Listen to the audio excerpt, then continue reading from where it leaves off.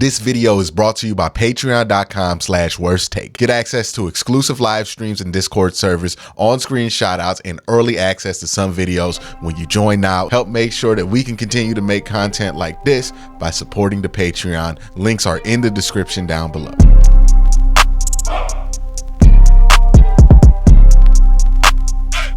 Hey, what's up and welcome to Content Commentary, where I take your comments and make commentary over it. It's my way to talk back with you during the show. So let's get into it. This first video is from last week's Content Commentary that we're going to talk about. And the first comment after I get through the thumbnails are from Jim McCray, who says, I do believe that Chubb will have more long touchdown runs this year. They will be unable to stack the box on every play. There are a number of things. Like, I feel like a lot of the conversation by some people this offseason about Nick Chubb has been focused on why it can't work in a way that doesn't give somebody who's been an all-pro pretty much his whole career the benefit of the doubt, which I find weird. Usually if you're a player of Nick Chubb's caliber, you end up getting the benefit of the doubt. And I find the way that some people talk about this is very uncharitable to what he's already accomplished in the league, because there's no evidence to suggest that. And what I mean by that is, yes, you could talk about, well, the offense is going to be more pass focused. It's obvious with Deshaun Watson. And that Nick Chubb's carries are going to come from a different place. What we don't talk about enough when we bring up those points, and again, this is the lack of the benefit of the doubt. And honestly, I don't think this is as much a lack of the benefit of the doubt as a willful ignorance of what's already happened, because we have literally seen Nick Chubb run from the shotgun. He's been fine. His best year in 2019 came in a pass-heavy, pass-first, spread out, 11 personnel deep, like almost every play 11 personnel, shotgun offense in Todd Monken's system. Look up the stats he had in 2019. That's the year he came the closest to getting a rushing title. That was also the year where, they threw the ball a lot. That was also a year where, I think Kareem Hunt didn't get in until the second half of the season, or very late into that season. And that's another point that I have. We're focusing so much on the ideal that the rushing attempts for the team are going to go down, that we're ignoring that the percentage of runs that Nick Chubb is going to take now for the team is going to go up. I think I put it on Twitter. He took about 70% of the 437 running back rushing attempts that the Browns had last year. 70%. So instead of 70% of that number, he's going to be 85% of like 360 carries or something like that, right? So he'll be at the same carry amount individually. It'll just be less running backs other than Nick Chubb are going to be running the ball, which is kind of what y'all been asking for, right? Like, a lot of people have been asking for that. So I don't see how this is a bad thing. Like, it's uncharitable to think that putting a better quarterback and lightening the box against him is going to not help him somehow. It's uncharitable to think that he can't run from the shotgun when he's literally done it in the NFL and had his best years in one of those offenses. He also did it a lot in Georgia. So that's just like wrong. And then this ideal that like, oh, well, the Browns aren't going to be running the ball a lot. Nick Chubb's usage isn't going to be that much. No, Nick Chubb is more important to this team than he's ever been, because you don't have Kareem Hunt. You don't have a starting level backup behind Nick Chubb. You got a bunch of young dudes behind Nick Chubb. So he's going to get a higher percentage of the carries than he's ever gotten in his career. So that makes him more important. I don't see how this conversation got to the point that it's at, but it is horribly misguided and uncharitable towards an all-pro player who's still in his prime. I don't understand that.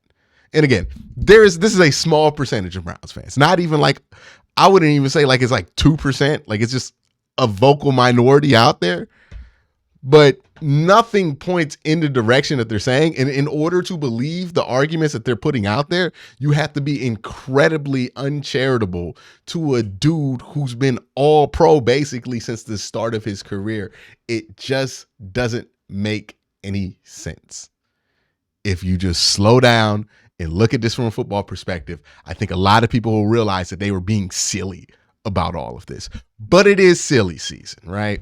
All right, the next comment is from the Q&A video from last week. Will I leave for ESPN? I hope y'all got a kick out of that thumbnail. I did. As Weave says, I mean, YouTube owns Sunday Ticket now. Right now, you're right where you need to be. The Rising Stars ain't on network TV. It's on-demand content such as you're doing. Keep at it. I mean, I'm at where it makes sense for me to be at, and YouTube is where it makes sense to be at. Whenever you're doing something and it's independent and it is basically all on you and your ability to perform, it does kind of get a little scary for content creators. Like, I think this is a reality for anybody that you watch, especially the independent content creators that you watch, because, we all live with the fear that one day we're going to upload and nobody's going to care, right? Because we've seen it happen to people we used to watch, especially the generation of YouTubers that are like my age that grew up in the YouTube generation. I remember I was growing up watching YouTubers that just don't post no more. And that was when it was seen more as a fad than it is now, where it's like a legitimate career. But that's still in the back of the mind of anybody. I mean, anybody in this kind of a profession is going to always have that thought when they're super independent. And this is why people sign to record labels. This is why they sign to big companies, to have that security that they want.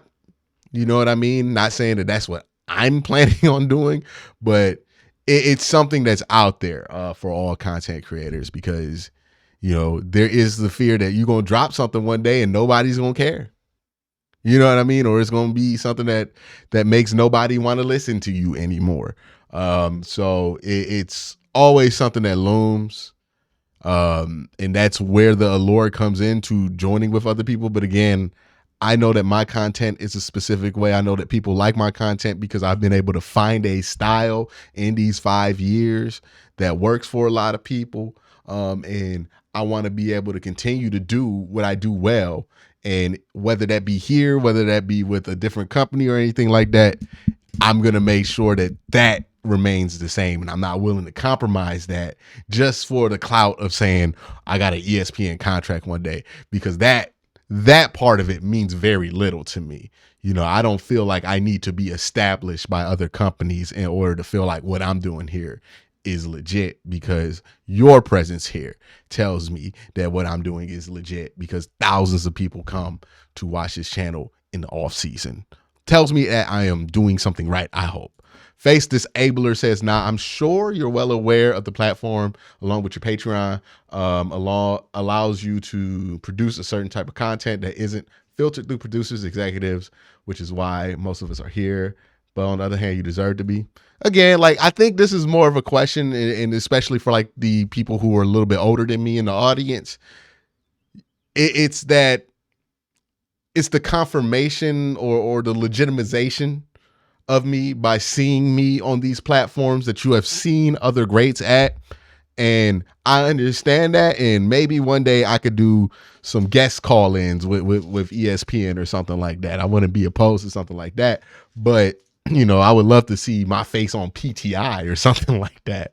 But as far as locking it down just to get that, that's not what it's about for me. I didn't start making these YouTube videos to get to ESPN. I started making these YouTube videos because I like to talk about sports, and this is where I could do it. The comments are from the mock draft. They say, hey, how about an AFC North Talk combined mock draft? We already did 4 of them on the AFC North Talk channel, so you got to make sure you check that out.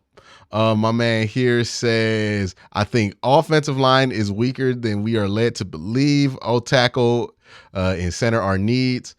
I would say offensive line, yes. I'm of the opinion that you should probably draft 2 offensive linemen every year. Why not? There's no reason not to. Sayman Barron says Q working that overtime. Whew, I'm trying to get the Worst Take channel off the ground with the Q and Cove series. I'm trying to get the Cavs burner going with the Cavs in the playoffs right now. And then I'm also trying to do something I've never done before, which is I think daily during the off season, especially this off season where there's not as much to talk about. Last year we had Odell, Baker, letters, Deshaun Watson trade to talk about. This one's a little bit more bare. It's better for my sanity that there's less going on this off season. It's just not as easy to make content. So, this is the part of the year for football YouTubers, especially where we prove ourselves because we got to do something. You know what I mean? The algorithm don't care that it's the off season. The next video we're going to be talking about is Andrew Berry's worst and best moves. The first comment is from KR Talk Stuff.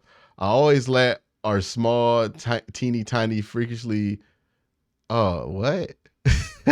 What? I always let out a small, teeny tiny, freakishly peculiar giggle of pure bliss and excitement following the notification that Quincy Carrier, a God amongst men, has dropped the absolute steamy pile of delicious content. All right, man, mission accomplished. Mission accomplished. You did it. You will be the only one. I'm going to tell you right now, if you in the comment section thinking, that's my way to get on the show is to post something like that. Nah, dog, that's the only one that's ever getting on. That was a one-time move. Shout out to dude, whoever did it, that got it. You the only one that got it, but everybody else, don't try to copy him and think that's going to get you on the show. I will just hide your comments after that. What was that? That was weird. All right. I guess I appreciate the support.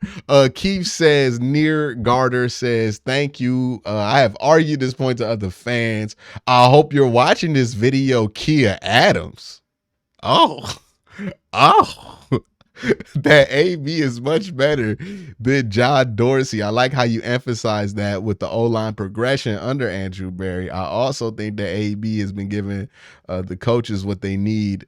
And the lack of emphasis on D tackles has more to do with Joe Woods than Andrew Berry, evidence of how many defensive tackles AB has gotten for Schwartz D. Yeah, I think Andrew Berry gets what his coaches feel like they need. It's on Andrew Berry to pick better players, but it's also like, were these players put into good positions, especially defensive tackles, to succeed? All I know is that cornerback development has been pretty good. And that was the one position that we knew Joe Woods was pretty good at developing because he was a DB coach coming into this. So maybe it's not a question of the talent isn't worth anything. Maybe the development wasn't good for those players. The other thing I want to ask is, who is Kia Adams and why did you just at homeboy or homegirl or home person like that? That was crazy. What Kia Adams do to you? Said that with his chest. That's crazy. That's crazy, Keith. You know what I mean? I hope y'all can keep peaceful out here. You know what I mean? I hope my videos ain't starting fights. All right. Biggest Browns what ifs is the next video comments I'm gonna look through. Alex says, bro, you have the biggest what ifs not included. Kyle Shanahan and Mike McDaniels as his assistant. I think it's a little early for us to add Mike McDaniels to that list, right? Like, he had one season. You know what I mean? Like, okay, let's calm down a little bit, right? The same way I'm not ready to put Kevin Stefanski in the Hall of Fame because he had 2020. It's the same way that I'm not about to put Mike McDaniels in the Hall of Fame because he had a worse season than 2020. He ain't win Coach of the Year. I don't know why we losing our minds over Mike McDaniels. But Kyle Shanahan, yeah, that was an ultimate fumble. We knew that at the time, though. We knew losing Kyle Shanahan was bad at the time.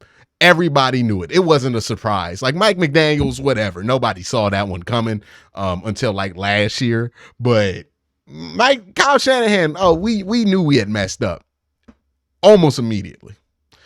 Sean, but that should have been on the list. That's a good point. Sean 2 Block 92 says, I think we gave up on Kaiser too early. The kid had potential, but was ruined by a terrible front office. I would have loved to see what Kaiser's career would have looked like if like he lived in the era where there was spring football. Because I think he is a perfect spring football quarterback. Because he's always going to throw interceptions. But he could legitimately ball, and I think he needed to play more pro football. Elijah Moore, breakouts, next video that we're going to look at the comments for. John, I can't pronounce that last name. Evanish, I think is how you pronounce it. If JOK still struggles, do you think he could be a slot corner? Okay, man. A undersized, a small, I said really, really small linebacker. And I think I chose a bad phrase of words because people were asking me if JOK could be a slot corner. JOK is still 225 pounds and 6 foot tall. That's a really big corner. You know what I mean? I'm saying a undersized, like a corner size linebacker is what the slot is. So under 200 pounds, you know, the height's irrelevant, but under 200 pounds. JOK, as much as people act like he's teeny tiny, he's 225 pounds at least. That's not slot corner size. It's linebacker size. Most linebackers are about 220. Like, we're coming off of an era where we had like 250, 60 pound linebackers and down to 230, 220. But yeah, that's what JOK weighs. He weighs 250, not 250, 220. That's his official weight. All right, Chris K says, do you think DeAnthony Bell could carve out a role for this team between special teams and as a backup safety in different packages? I think he's somebody who will be put into the mix at the slot corner position. Again, I think it's probably going to be a mix of players, like a little bit of Greg Newsome here and there, a little bit of Martin Emerson here and there, a little bit of DeAnthony Bell, a little bit of AJ Green, and that's kind of how you fix the slot corner position. I don't think it has to be a big, task to fix it. But that's my thoughts. Let me know your thoughts in the comment section down below. Y'all have a great day. Have an even better night.